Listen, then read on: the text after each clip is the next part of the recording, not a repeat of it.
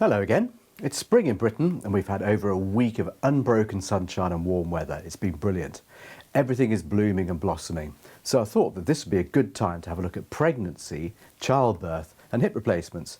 It's not a common problem, but it's something I've dealt with a few times during my career as a hip surgeon. What people really want to know is, can you have a hip replacement if you want to get pregnant later? And what happens if you get pregnant after you've had a hip replacement? Whether you're a patient, nurse, midwife, physiotherapist, osteopath, chiropractor or anything else, keep watching and I'll tell you all about it. First, let's have the good news. Hip replacement surgery doesn't stop you from getting pregnant. It doesn't affect your fertility. In fact, many women find they can get on with life and pregnancy much more comfortably once they're no longer struggling with hip pain. That said, we do need to have to think carefully about the type of hip implants that we use for you. You may have heard about metal-on-metal hip replacements and resurfacing. Metal-on-metal hip replacements aren't used anymore because they had a high rate of failure. Metal resurfacings are still used in younger men, but not in women, again because they haven't been very successful.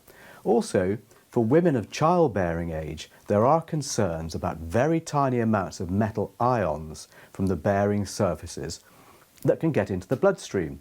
And although there's no definite evidence they can harm a baby, it's better to be safe than sorry. Anyway, the alternatives such as ceramic on polyethylene or ceramic on ceramic are reliable, safe and have excellent long-term outcomes. The new ceramic resurfacing will certainly be another option worth considering when it becomes available. So, what about pregnancy after hip replacement? Well, most women go through pregnancy perfectly well after hip surgery. The rates of miscarriage and birth defects are the same as in women who've never had hip surgery, so there aren't any concerns here. What about how the baby is delivered? Well, all of the evidence shows that you can still have a normal vaginal delivery. Let's look at the delivery in more detail.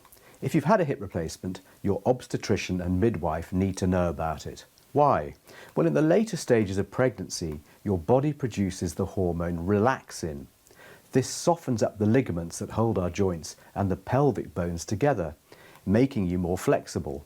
The pelvic opening can expand to allow the baby to be delivered more easily. During labour, your hips are put through a fair bit of flexion and rotation.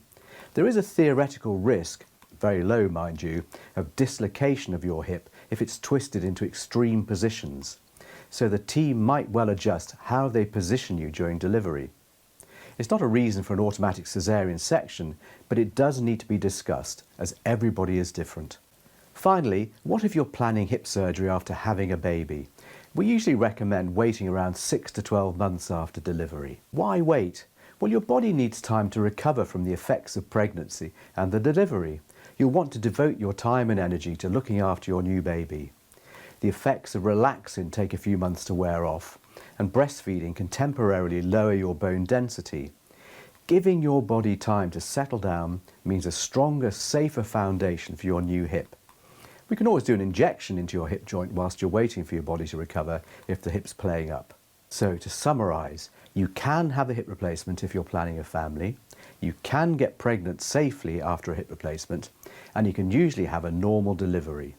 My job as a hip surgeon is to give you clear advice about what your options are and to work together with your midwife and obstetric team so that you and your baby have the best outcomes. Thanks for watching, and if you've got any questions about hips, pregnancy or anything orthopaedic, pop them in the comments below. See you all again next time.